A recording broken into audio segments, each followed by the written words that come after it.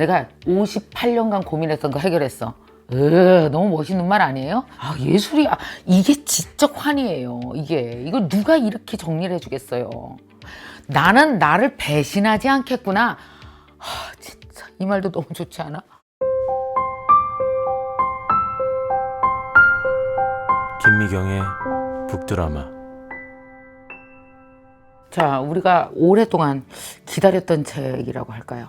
저는 그렇게 얘기하고 싶습니다. 조던 피터슨. 여러분 다 이미 조던 피터슨 교수님의 이전 책을 읽으신 분들이 무진장 많습니다.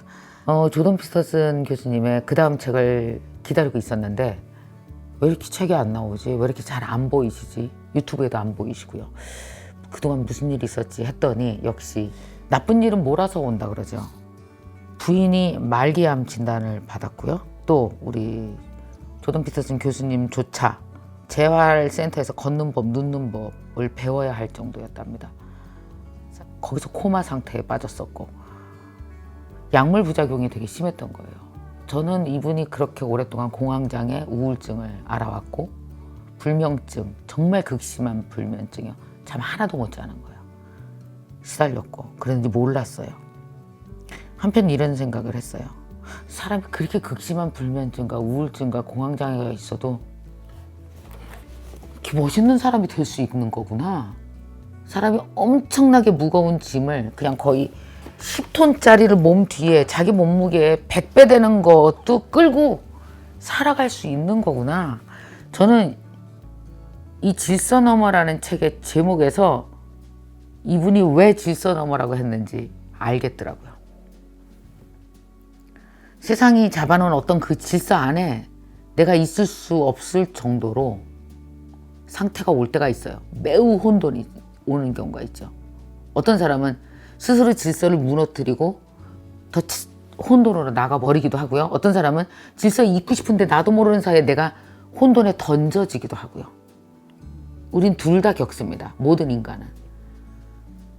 조던 피터슨의 이야기가 더 우리에게 다가오는 이유는 그분은 혼돈 속에 던져졌었고 지난 몇 해 동안 거기서 그 혼돈 그 위에 그 상위 질서를 스스로 찾아냈고 더 나은 사람, 나는 누구지, 나는 어떤 사람이 되고 싶지를 생각하면서 그 다음 혼돈으로 또 나아가고 또 질서를 잡아나가고 이걸 계속 반복하고 계시니까요.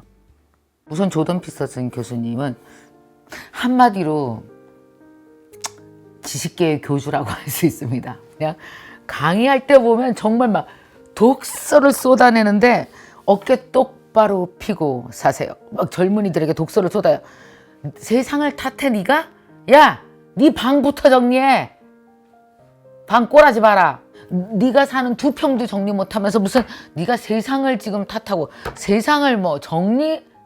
네 침대부터 손대 이렇게 얘기하신 분이 정말. 그래서 근데 왜 젊은이들이 그런 얘기하면 막 꼰대라 그러고 욕하고 그러잖아요. 근데 안 그래요. 조던 피터슨의 그 카리스마 앞에서는 네, 저 방정님 먼저 하고 올게요. 다 이런 식으로 사실 반응했습니다.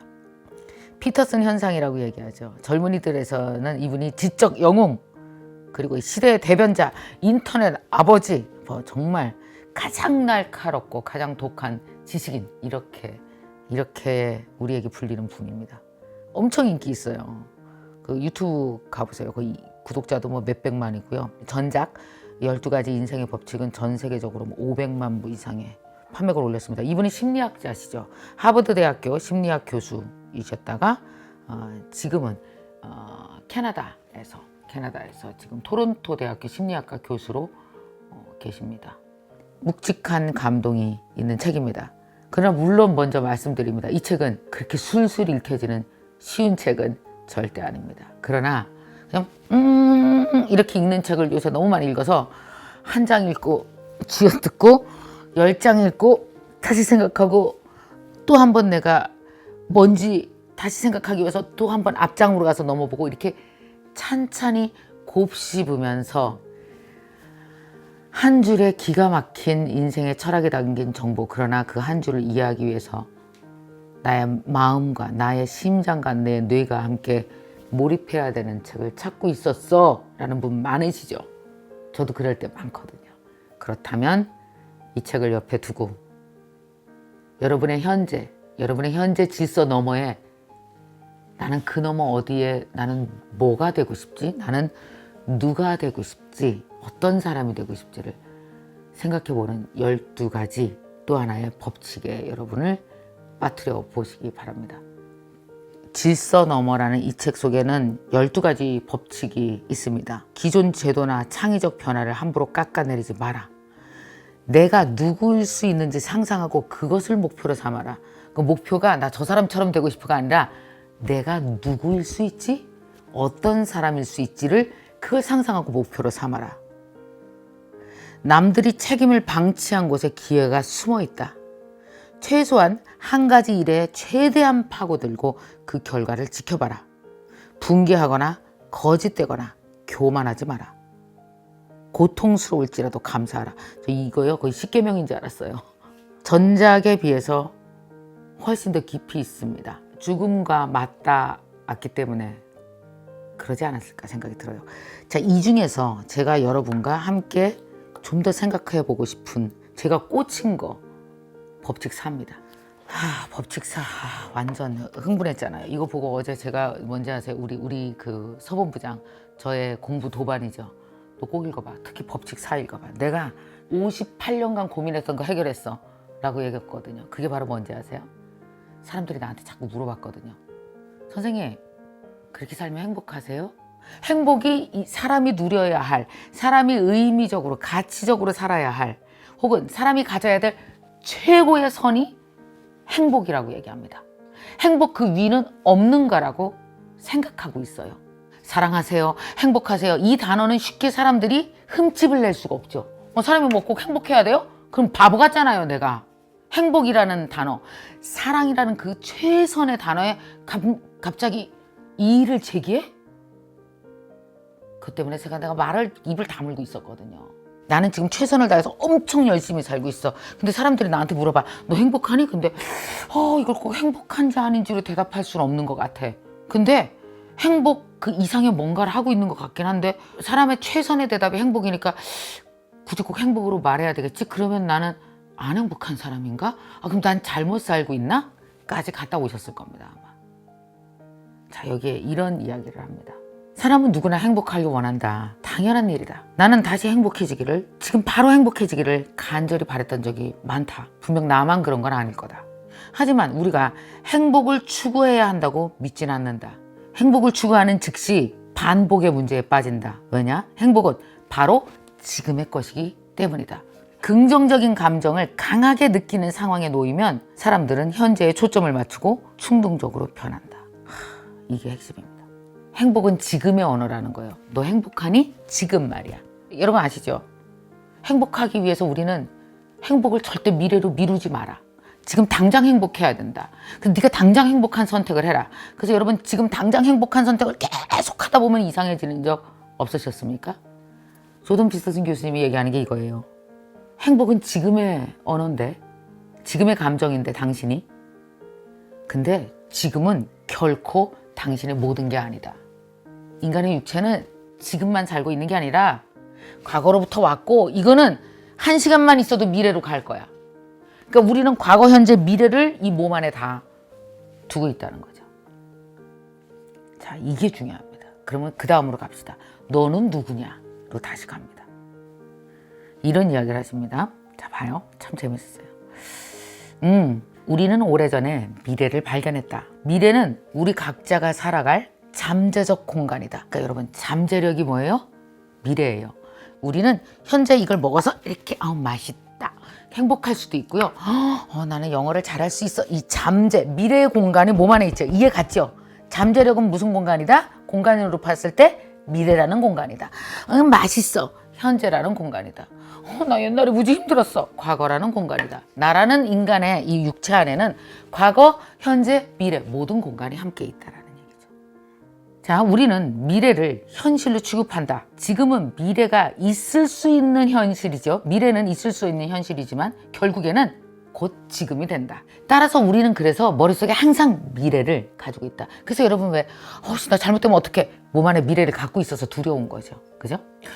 살았다. 과거를 해결한 현재 때문에 행복한 거죠. 사람은 자기 자신과 꼭 붙어 산다. 그래서 당신은 지금 바로 당신과 지금의 당신과 미래의 당신 몽땅 다 책임져야 된다. 당신은 만일 자기 자신을 올바로 대하고 싶다면 당신은 시간을 건너뛰며 되풀이되는 당신의 재현을 고려해야 된다. 그건 뭐예요? 과거, 현재, 미래 다라는 얘기예요.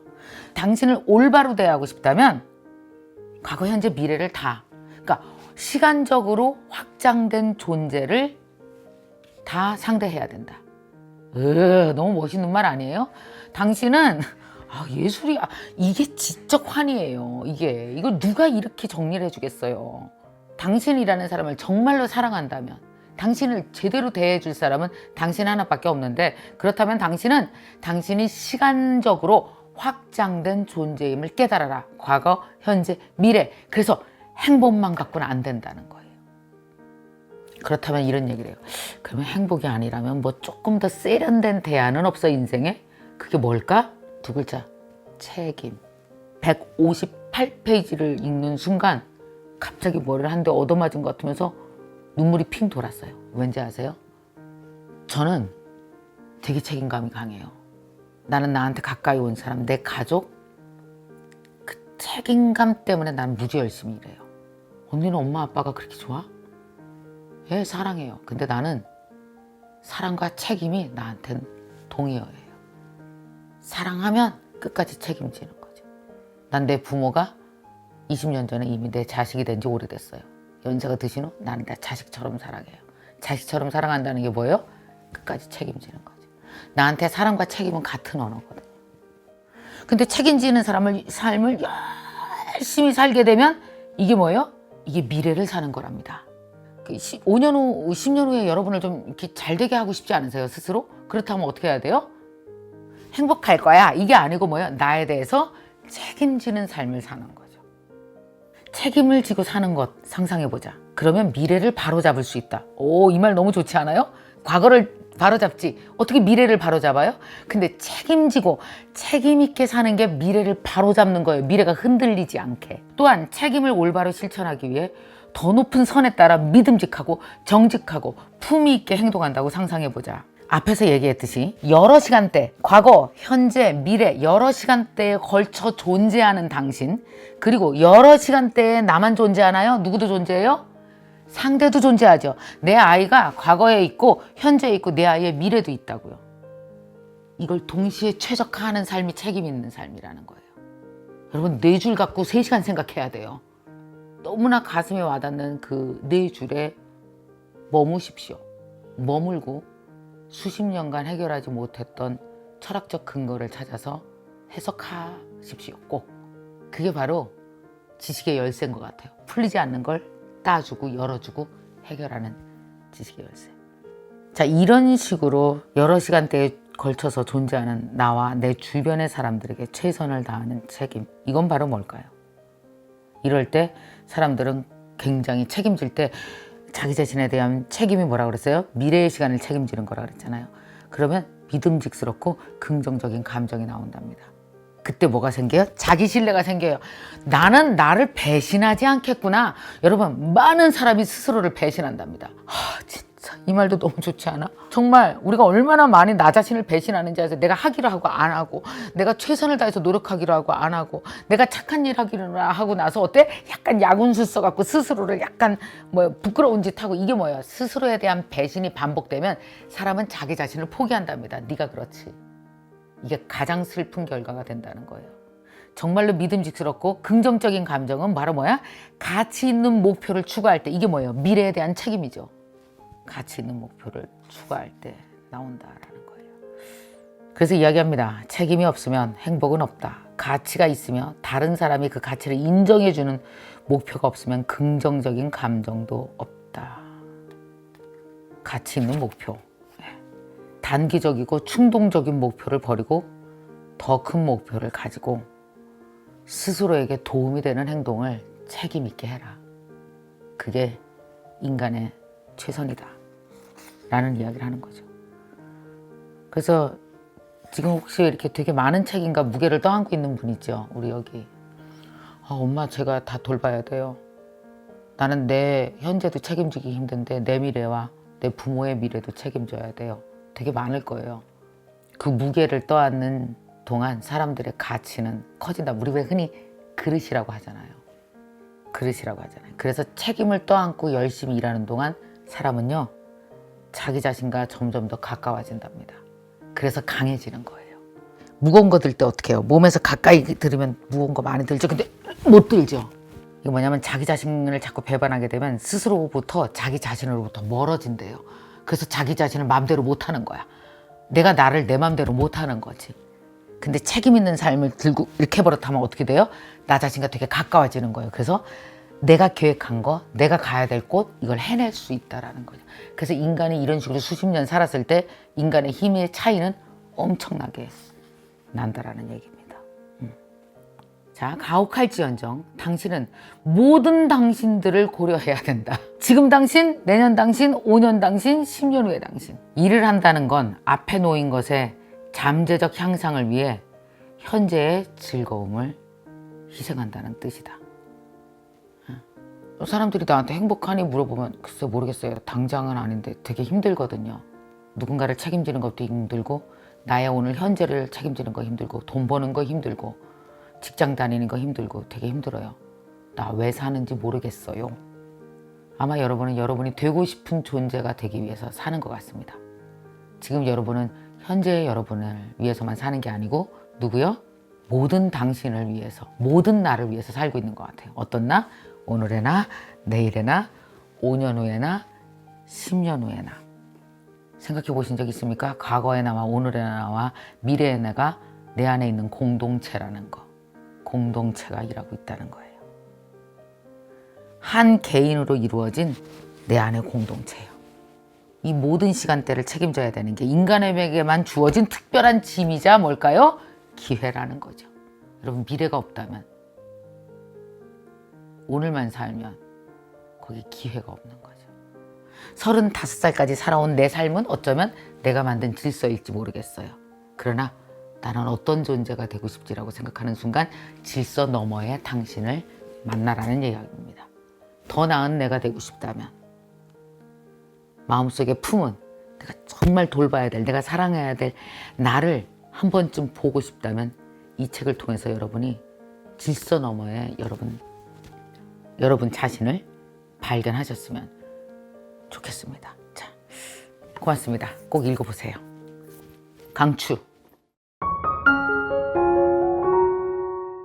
열정대학생 분들께 북액션을 드리겠습니다. 12개 법칙 중 마음에 드는 법칙 3개로 들어가셔서 내가 마음에 꽂힌 구절을 여러분들이 직접 써보십시오. 3개의 법칙에 1개씩 여러분 마음에 드는 구절을 써보세요. 구독자 여러분, 이 책 10권을 여러분에게 드리는 이벤트를 하겠습니다. 이 좋은 책을 10권을 드리다니. 이번에 북액션은 이걸로 가죠. 이 책의 제목과 함께 아까 제가 읽어드린 구절 중에 마음에 드는 구절이 있으셨을 거예요. 그거 한 줄을 쓰십시오. 쓰신 분들 중 10분을 추첨해서 이 책을 보내드리도록 하겠습니다. 그 당첨자 발표는요, 김미경TV 카카오 풀친에서 하겠습니다.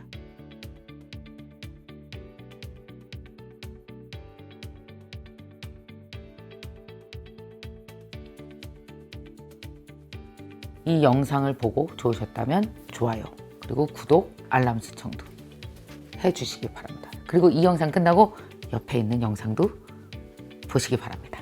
여기 들어갈 수도 있어요. 아이, 태서 그만해 이제.